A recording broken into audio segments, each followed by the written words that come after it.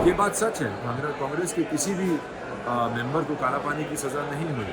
वो क्यों नहीं हुई वो मैं लोगों को थोड़ा सोचना चाहता हूँ ताकि लोगों में इसको जानने की जिज्ञासा बढ़े। कि एंटी प्रोपेगेंडा फिल्म है। ये एंटी प्रोपेगेंडा फिल्म इसलिए है कि जो सावरकर जी के खिलाफ इतने सालों से प्रोपेगेंडा चलाया गया है, उनको ना जाने क्या क्या नाम दिए गए हैं, माफ़ी वीर, कायर, ये वो सब जो प्रोपेगेंडा है, ये उस प्रोपेगेंडा को तोड़ने के लिए सावरकर जी हमेशा साम दाम दंड भेद में विश्वास रखते थे। और सब जानते हैं कि दुश्मन के किए हुए वादे को निभाया नहीं जाता। वो वहाँ से उस सिचुएशन को समेट के निकलने के लिए होता है और फिर वापस मुड़ के वार करने के लिए होता है। रणदीप जी, हमने बचपन से सुना है भारत ने दे दी हमें आज़ादी बिना खड़क बिना ढाल। हाँ आपकी फिल्म तो बिल्कुल अपोजिट है। जी बिल्कुल। क्या कहते हैं सावरकर? जी मैंने भी यही पढ़ा था कि भारत को आज़ादी अहिंसा से ही मिली है और वो भी 2-3 लोगों ने ही दिलाई है। पर एक सशस्त्र क्रांति भारत में थी जिसका बहुत बड़ा योगदान रहा है, जो कि किताबों में जितनी भी मैंने एक तकबे की किताबें पढ़ी हैं उनमें सिर्फ यही लिखा है कि एक ही पैराग्राफ में पूरी सशस्त्र क्रांति को समेट दिया जाता है। वो ऐसा था नहीं। और एक नैरेटिव चलाया गया आज़ादी के बाद भी कि सिर्फ उस वक्त जो कांग्रेस पार्टी थी उसी ने ही हमें आज़ादी दिलाई है, और वो सच नहीं है। और उन सचों, हिस्ट्री का क्या सच है क्या नहीं, वो आप जितनी रिसर्च करेंगे, किस नज़रिए से करेंगे, उससे पता चलता है। मैं अपनी रिसर्च से प्रूव ही कर देता हूँ कि अल्टीमेटली हमें सशस्त्र क्रांति से ही आज़ादी मिली थी।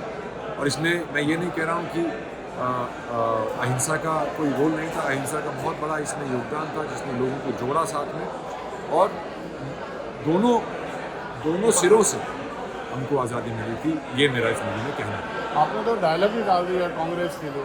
क्या काला पानी की सज़ा किसी कांग्रेस को हुई? ये बात सच है।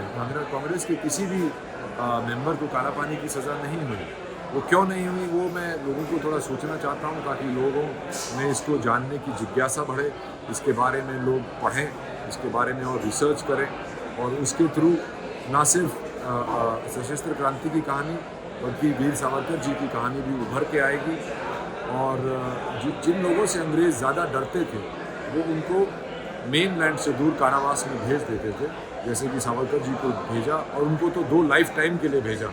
तो आप उससे अंदाज़ा लगा सकते हैं कि वो कितना खतरनाक मानते थे सावरकर जी और उनकी इंटेलेक्ट और उनकी कन्विंसिंग पावर। इसीलिए इसको प्रोपेगेंडा फिल्म भी कह रहे हैं विरोधी पार्टी के जो लोग हैं। जी। बहुत इसको बोले, आप इसका अच्छा जवाब दे रहे हैं। क्या आप? हाँ, मेरा जवाब है कि एंटी प्रोपेगेंडा फिल्म है।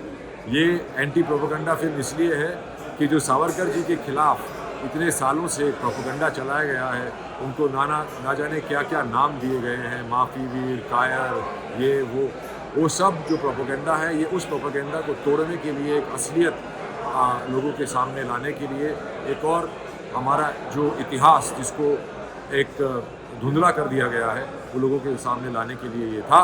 इत्तेफाकन ये पिक्चर 22 मार्च को रिलीज़ हो रही है। मैं तो इसको पिछली 15 अगस्त को रिलीज़ करने वाला था, स्वतंत्रता दिवस पे, स्वतंत्रता वीर सावरकर की। लास्ट में एक बात बोल दीजिए कि दुश्मन के साथ किए गए वादे को क्यों नहीं निभाया जाता? ये बिल्कुल है। सावरकर जी हमेशा साम दाम दंड भेद में विश्वास रखते थे, और सब जानते हैं कि दुश्मन के किए हुए वादे को निभाया नहीं जाता।